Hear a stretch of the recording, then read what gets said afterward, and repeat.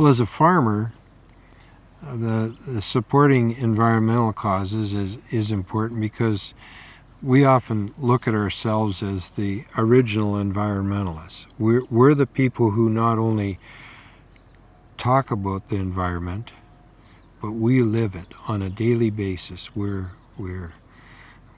might be considered fanatical sometimes when it comes to looking at the weather and we listen to weather reports and various other kinds of things. But the land that you can see around this canola crop behind me today would not be growing here if we were not looking after the soil well.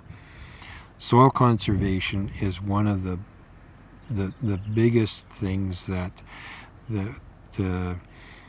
we are involved with as farmers.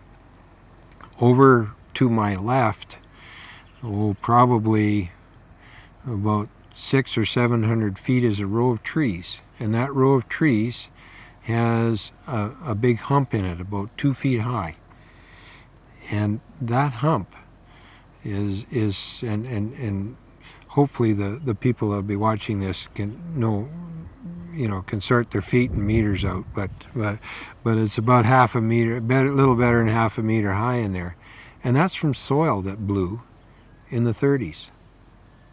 And there are fence lines not far from where we're sitting here today, that have humps from and bushes that have soil in it from the soil that blew. The plow came to this area. The plow was used in Europe and other places.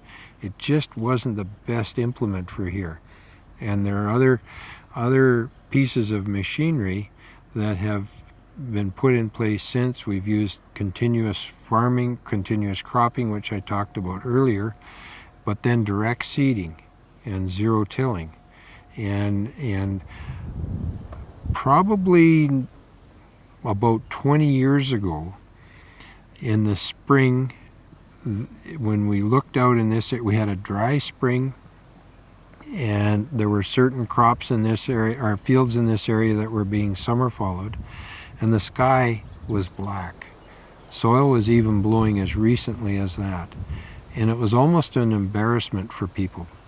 It was interesting that I went to town one day and somebody said, "The whole country's moving." I said, "No, the whole country's not moving. Only certain fields are moving."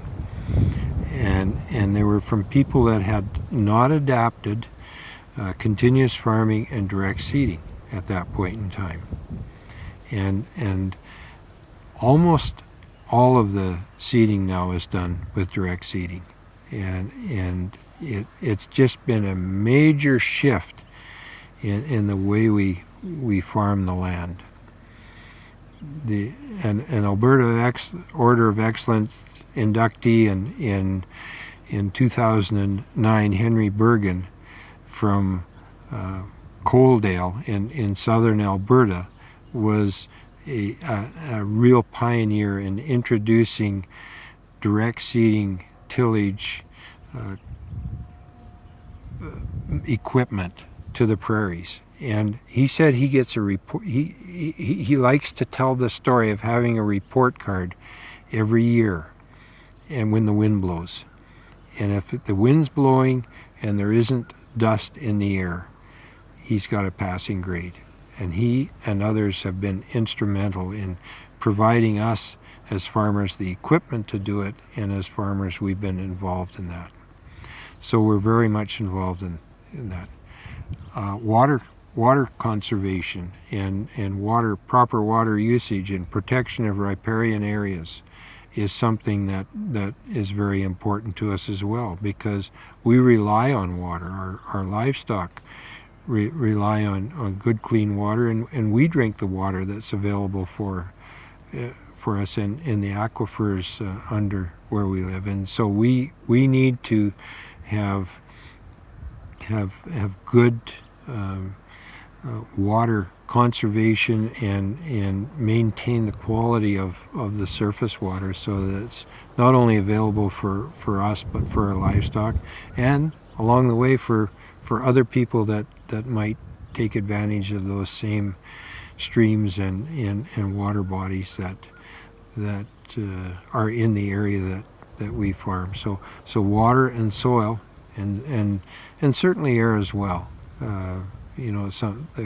We're interested in, but water and soil are two big areas that farmers are extremely keen on being involved in, and some of us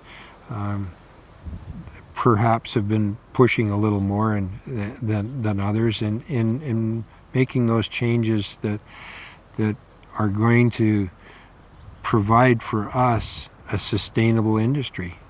Because without us looking after the environment, our business, the business we rely on that buys us the groceries and